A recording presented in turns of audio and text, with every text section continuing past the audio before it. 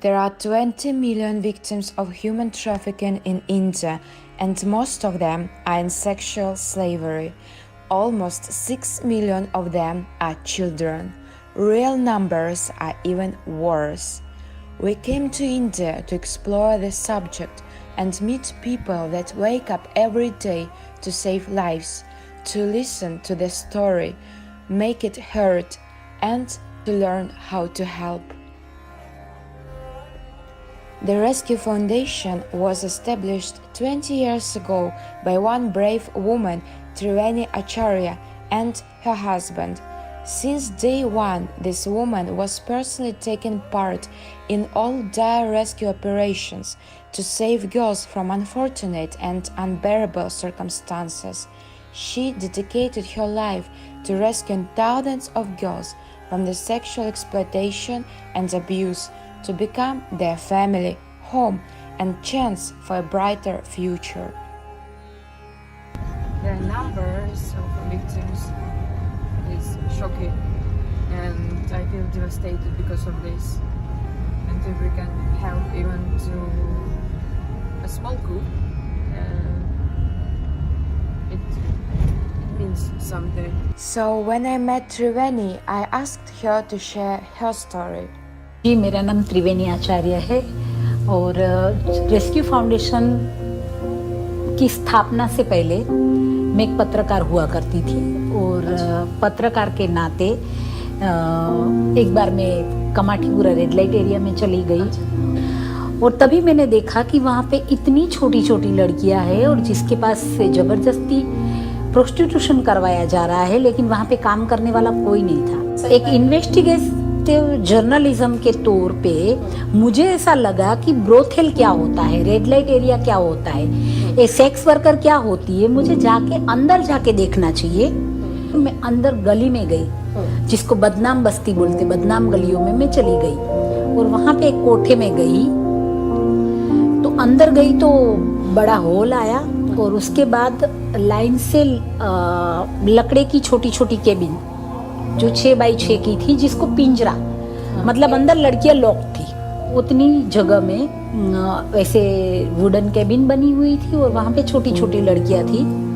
तभी मैंने उसको पूछा कि क्योंकि इतनी छोटी लड़कियां थी, मैंने सोचा भी नहीं था कि इसको इस व्यवसाय में डाला जाए। सेक्स इंडस्ट्रीज में इतनी छोटी लड़कियां होगी, मुझे लगा उसकी माँ होगी, उसकी मम्मी सेक्स वर्कर होगी।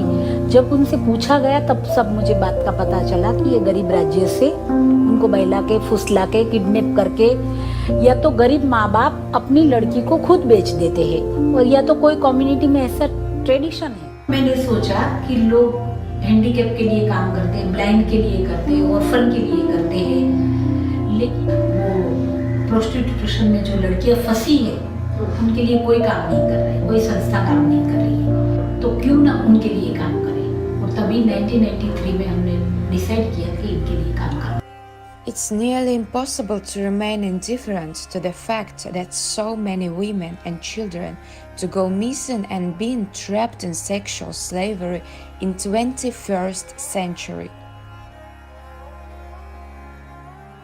This was a crime. They didn't know that these girls were forcibly brought from these places, that they were either kidnapped or their parents were told lies to, or sometimes even the parents themselves, like because of their situation or whatever, just said take my daughter and for whatever sum of money. I mean, even today that still exists, and we have certain communities within India where prostitution is a tradition, where those communities, their daughters are born into it. Their fathers and brothers are their pimps. That's how rooted the problem is in our country, and it's something that is there on a global scale as well. And when children get lost, there are always people around who try to take advantage.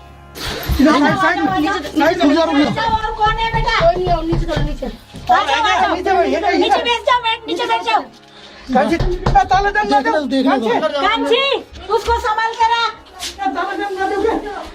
एक हो रहा है।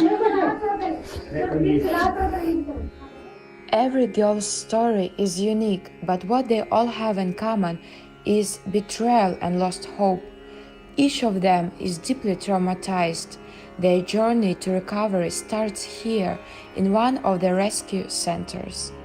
We provide support to between 400 to 500 girls, and based on how long they stay with us, we create a whole plan for them as to what they need: healthcare, counseling, education, training, and in that interim period, we're also investigating on what happened for the girl to get trafficked. We're finding out whether the community is safe or not for her to go back. 400 is not just a number, but damaged lives with a minimal chance of survival. There are doctors, psychologists, and therapists that work with rescued girls instantly to help them recover and adapt to the environment. Counseling and social rehabilitation is extremely important for the girls, as their condition is vulnerable after all the nightmares they got to experience. Get them to tell us their real name can take months, because they're so traumatized and they're so distrusting of everyone. They just don't trust anyone, so that they don't open up at all. And that's why we have counselors. That's why we even have partnerships with mental health organizations who are sending professional psychiatrists to come in and help us out. The atmosphere here is like a family. Gaining girls' trust is one of the biggest challenges, because in some cases their own parents sold them for prostitution. Most girls are forced to be with at least 20 to 30 customers a day,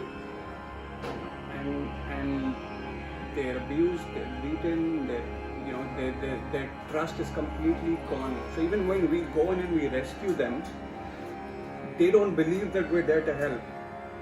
They don't believe that we're there to do anything for them. They think that this is just another person who's going to take advantage of me.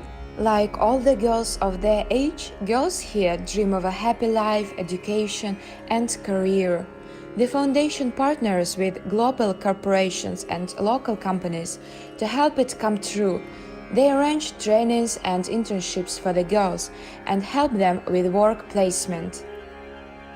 A lot of these other external programs that, whether it's hospitality, whether it's tie-ups with these tailoring and fashion commerce stores where they can be employed and they can be trained to be supervisors and all of these other things as well. All of that is in place.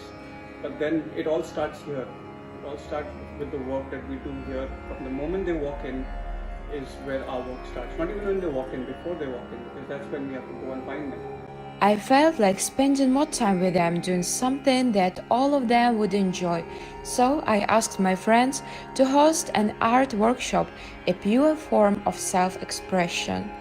They are having a lot of fun, so we are having lots of fun.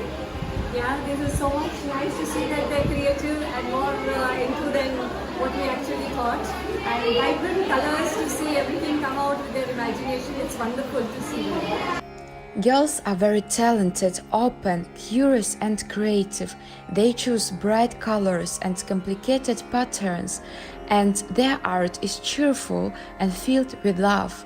I don't even want to imagine what these fragile young ladies went through, tearing themselves apart, and how it would all turn out for them if not for the foundation.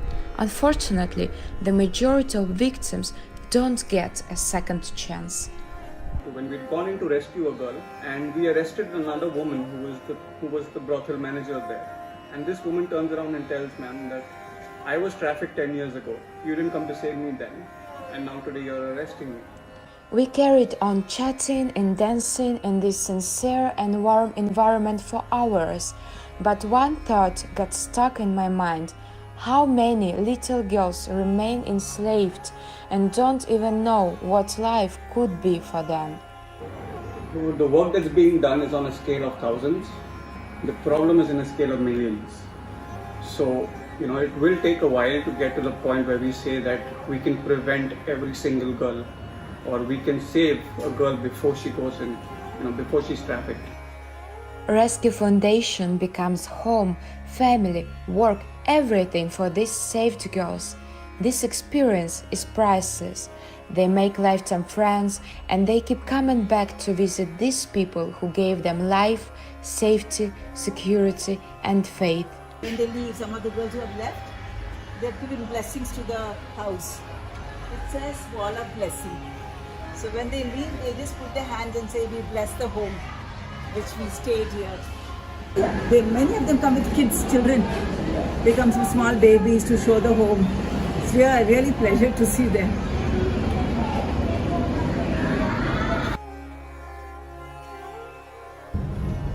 Come to India, make your trip meaningful and contribute what you can. Anything counts. I couldn't live for hours and promised to come back. They are my friends now too, and it's more than just numbers of rescued. They will always be with me, and I will do my best to help them become happier on the way to their dreams. You can contact the foundation to check what their current needs are.